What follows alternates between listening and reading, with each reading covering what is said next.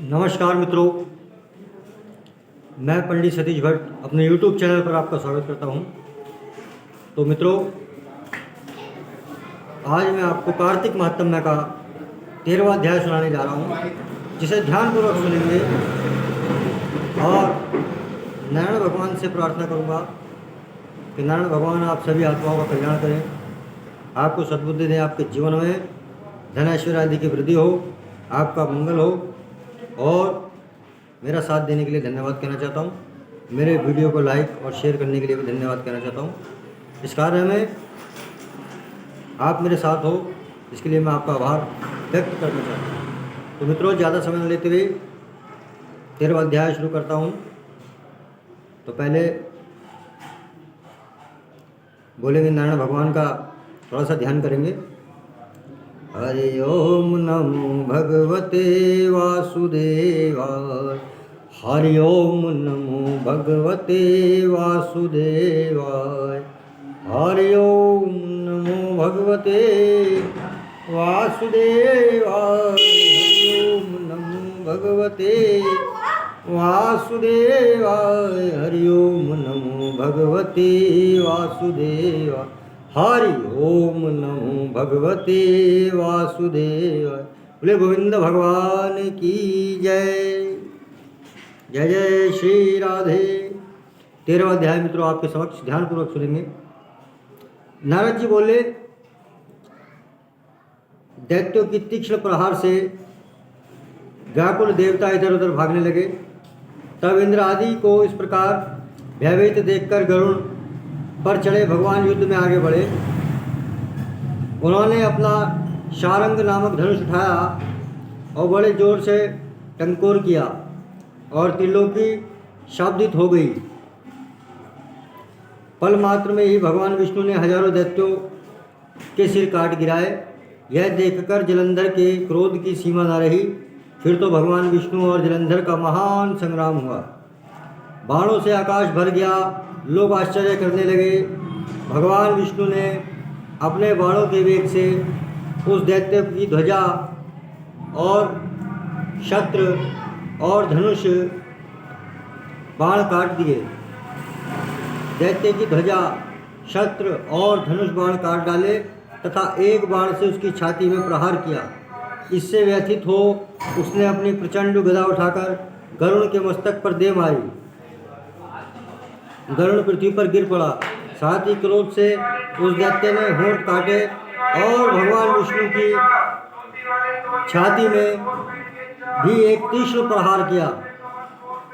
और इसके उत्तर में भगवान विष्णु ने उसकी गदा काट दी और मित्रों अपने शारंग धनुष पर बाण चढ़ाकर उसको बींधना प्रारंभ किया।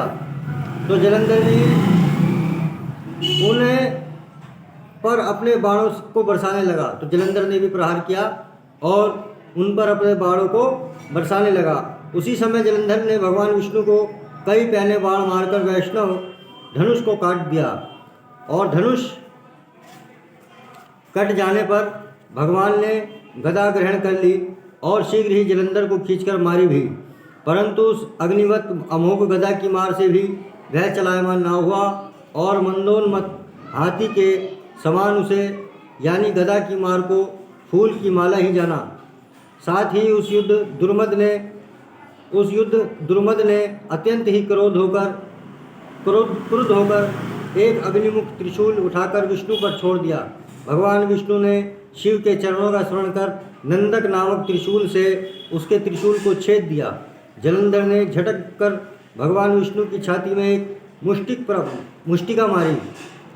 एक मुष्टिक मारा। उसके उत्तर में भगवान विष्णु ने भी उसकी छाती पर एक अपनी मुष्टिका का प्रहार किया। फिर दोनों घुटने टेककर बाहों और मुष्टिकों से बाहु युद्ध करने लगे। कितनी ही देर तक भगवान विष्णु उसके साथ युद्ध करते रहे। वह कुछ भ्रमित सा हो गया।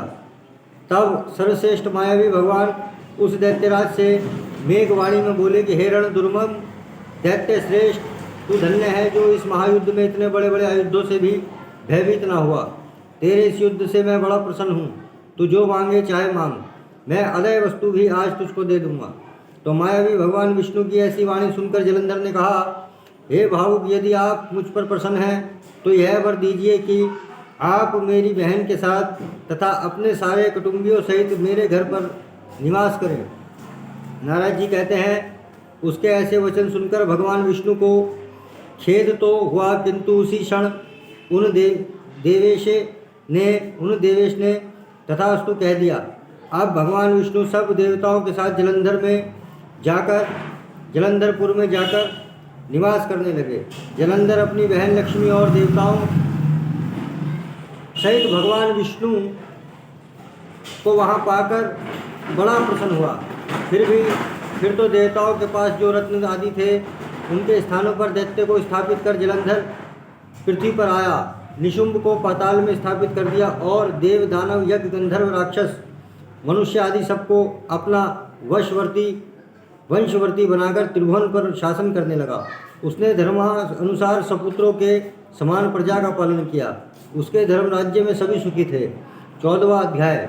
नारद जी बोले, हे राजन, तब उसको इस प्रकार धर्मपूर्वक राज्य करते देखकर देवता शुद्ध हो गए। उन्होंने देवादिदेव भगवान शंकर का मन में स्मरण करना आरंभ कर दिया। कितने ही प्रकार से स्तुति की। तब भक्तों की कामना पूर्ण करने वाले भगवान शंकर ने नारद जी को बुलाकर देव कार्य करने की इच्छा से उनको देवपुरी भेजा। शंकर भक्त नारद भगवान शंकर की आज्ञा से देवपुरी में गए। इंद्र आदि सभी देवता व्याकुल होकर शीघ्रता से उठकर श्री नारद जी की स्तुति करने लगे। उत्कंठा भरी दृष्टि से सबने नारद जी की ओर देखा। अपने सब दुखों को कहकर उन्हें नाश करने की प्रार्थना की। नारद जी ने कहा, मैं सब कुछ जानता हूँ, इसके लिए अब मैं दैत्यराज जलंधर के पास जा रहा हूँ। ऐसा कहकर और देवताओं को आश्वासित कर श्री नारद जी जलंधर की सभा में आए। तो जलंधर ने श्री नारद जी के चरणों की पूजा करके हंसते हुए कहा, हे ब्राह्मण, कहिए आप कहाँ से आ रहे हैं और कहाँ पर आपने क्या क्या देखा है, यहाँ कैसे आए हैं? मेरे योग्य जो सेवा हो उसके लिए आज्ञा कीजिए। जलंधर के इस प्रकार के वचन सुनकर श्री नारद जी ने प्रसन्न होकर बोले, हे दानवराज महाबुद्धिमान जलंधर, तुम धन्य हो, क्योंकि इस समय सब रत्नों के भोक्ता एक तुम ही हो। हे दैत्य श्रेष्ठ, अब आप मेरे आगमन का कारण सुनिए कि जिसके लिए मैं आज यहाँ आया हूँ। हे दैत्यराज, मैं स्वेच्छा से कैलाश पर्वत गया था, जहाँ 10,000 योजनाओं में कल्प वृक्ष का वन है। वहाँ पर मैंने सैकड़ों कामधेनुओं को विचरते हुए देखा तथा यह देखा कि वह वन चिंतामणि से प्रकाशित परम दिव्य अद्भुत और सब स्वर्णमय है। मैंने वहाँ पार्वती के साथ स्थित शंकर को भी देखा, तो सर्वांग सुंदरी गौरवर्ण त्रिनेत्र और मस्तक पर चंद्रमा धारण किए हुए है। यह देखकर मुझे बड़ा आश्चर्य हुआ कि इनके समान समृद्धशाली त्रिलोकी में कोई नहीं, या कि नहीं कोई है कि या कि नहीं है। हे दैत्येंद्र, उसी समय मुझे तुम्हारी भी समृद्धि का स्मरण हो गया और उसे देखने की इच्छा से मैं तुम्हारे पास चला आया हूँ। यह सुनकर जलंधर को बड़ा हर्ष हुआ। उसने श्री नारद जी को अपनी सब समृद्धि दिखला दी। उसे देव देवताओं का कार्य करने की इच्छुक शिव प्रेरित श्री नारद जी ने जलंधर की बड़ी प्रशंसा की और कहा, निश्चय ही तुम त्रिलोकपति होने के योग्य थे। तुम्हारे लिए ऐसा होना कोई विचित्र बात नहीं। मैं देखता हूँ कि और तो तुम्हारे पास सब कुछ है और किसी बात की कमी नहीं है। ऐरावत तुम्हारे पास है, उच्च श्रवा घोड़ा तुम्हारे पास है, कल्प वृक्ष और कुबेर की निधि तुम्हारे घर है, मणियों और रत्नों के ढेर भी तुम्हारे यहाँ लगे हुए हैं, ब्रह्मा जी का हंसयुक्त विमान भी तुम्हारे पास है, और द्योलोक पाताललोक और पृथ्वी पर जितने भी रत्न आदि हैं वह सब तुम्हारे ही तो हैं। तो मैं तुम्हारे इस प्रकार के सब रत्न आदि ऐश्वर्य को देखकर बड़ा प्रसन्न हूँ, परंतु तुम्हारे पास कोई स्त्री रत्न नहीं है। उसके बिना तुम्हारा यह सब फीका है। तुम कोई स्त्री रत्न ग्रहण करो। नारद जी के इस प्रकार के वचन सुनकर दैत्यराज काम से व्याकुल हो गया। उसने नारद जी को प्रणाम करके पूछा कि ऐसी स्त्री कहाँ मिलेगी जो कि सब रत्नों में श्रेष्ठ हो। यदि ऐसा रत्न कहीं मिले तो मैं आपकी आज्ञा से उसे अवश्य ही लाऊंगा। नारद जी ने कहा, ऐसा रत्न तो कैलाश पर्वत पर योगी शंकर के पास ही है। उनकी सर्वांग सुंदरी पत्नी देवी पार्वती बहुत ही मनोहर है। उसके समान सुंदरी मैंने आज तक नहीं देखी। शंकर से बढ़कर समृद्धिमान दूसरा कोई नहीं है। उसके इस रत्न की महिमा तीनों लोकों में कहीं पर भी नहीं। तभी तो परम विरक्त आत्माराम शंकर भी उसके वश में हो गए हैं। देव ऋषि नारद उस दैत्य से ऐसा कहकर कार्य करने की इच्छा से आकाश मार्ग को चले गए। तो बोलिए भागवत भगवान की जय। तो बोलो श्री कृष्ण गोविंद हरे मुरारी, हे नाथ नारायण वासुदेव, हे नाथ नारायण वासुदेव, हे नाथ नारायण वासुदेव। श्री कृष्ण गोविंद हरे मुरारी, हे नाथ नारायण वासुदेव। गोविंद भगवान की जय। तो मित्रों, इसी प्रकार मेडिटेशन करेंगे, ध्यान लगाएंगे, ध्यान मुद्रा लगाएंगे इस तरीके से, और इसी प्रकार आंखों को बंद करेंगे, भ्रुकुटी के मध्य ध्यान ले जाएंगे, 3 बार ओम मंत्र का उच्चारण करेंगे। उसके पश्चात जो मैं कहते हूँ वैसे ही कहेंगे। आपका कल्याण होगा, आपका भला हो। बोले राधे राधे। गहरा श्वास लें और छोड़ते समय ओम मंत्र का उच्चारण करें।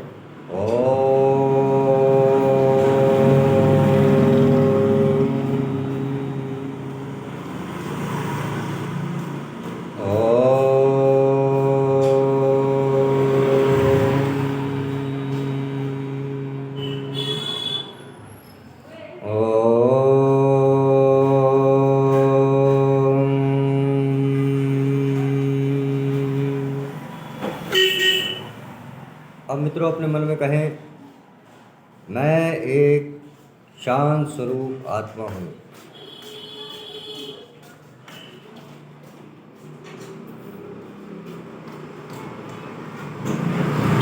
मैं एक शांत स्वरूप आत्मा हूँ। मैं एक शक्ति स्वरूप आत्मा हूँ। मैं एक शक्ति स्वरूप आत्मा हूँ। मैं एक विश्व कल्याणकारी समृद्धिशाली आत्मा हूँ। मैं एक विश्व कल्याणकारी समृद्धिशील आत्मा हूँ। मैं आत्मा सर्वशक्तिमान हूँ। मैं आत्मा सर्वशक्तिमान हूँ। मैं आत्मा सिद्ध हूँ। मैं आत्मा सिद्ध हूँ। मैं आत्मा विश्व कल्याणकारी हूँ। मैं आत्मा 16 कला संपूर्ण देवता स्वरूप फरिश्ता हूँ। मैं आत्मा 16 कला संपूर्ण देवता स्वरूप फरिश्ता हूँ।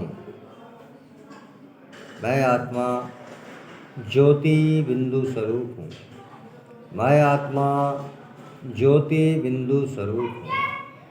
मैं आत्मा शक्ति स्वरूप हूँ। मैं आत्मा शक्ति स्वरूप हूँ। मैं आत्मा मास्टर सर्वशक्तिमान हूँ। मैं आत्मा मास्टर सर्वशक्तिमान हूँ। मैं आत्मा मास्टर ज्ञान सूर्य हूँ।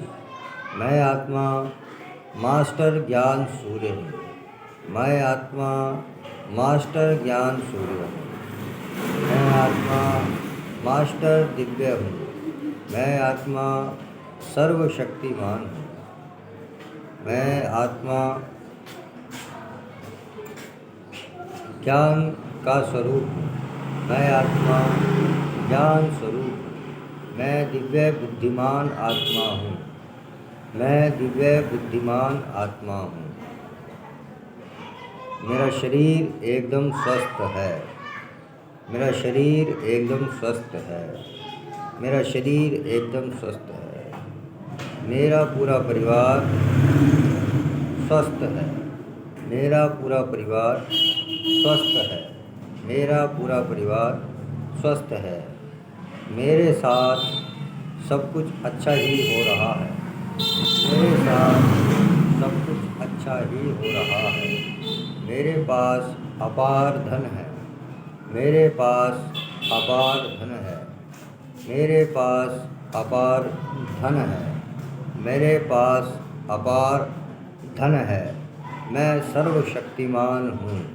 मैं स्वस्थ हूँ, मैं सुखी हूँ, मैं धनी हूँ, मैं परमात्मा की संतान हूँ।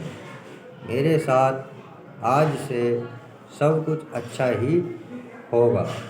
मैं हमेशा सकारात्मक ही सोचूंगा। मैं हमेशा सकारात्मक ही सोचूंगा।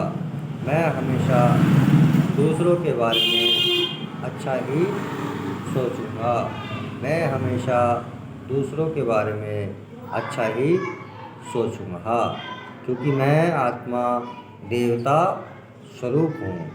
देवता स्वरूप आत्मा जो दूसरों को सुख देती है। देवता स्वरूप आत्मा जो दूसरों को सुख देती है। 16 कला शब्द, देवता स्वरूप, फरिश्ता स्वरूप। मैं आत्मा अनंत हूँ, अविनाशी हूँ, अजर अमर अविनाशी हूँ। खुशियों से जीवन भर चुका है। खुशियों से जीवन भर चुका है। खुशियों से जीवन भर चुका है।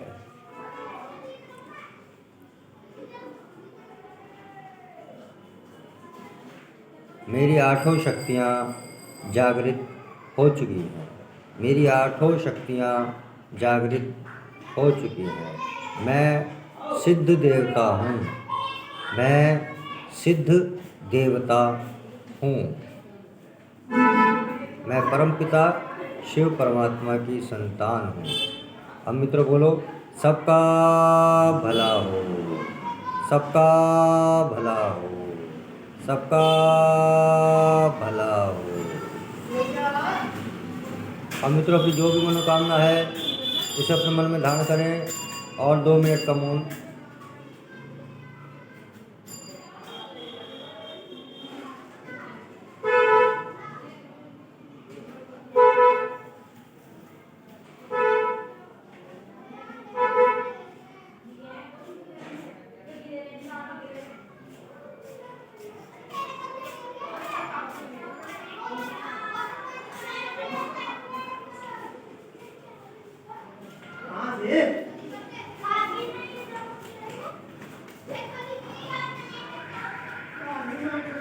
ओम शांति, ओम शांति, ओम शांति।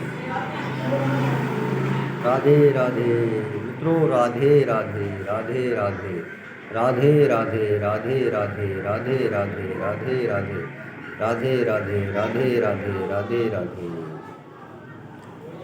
मित्रों राम नाम का जाप करें।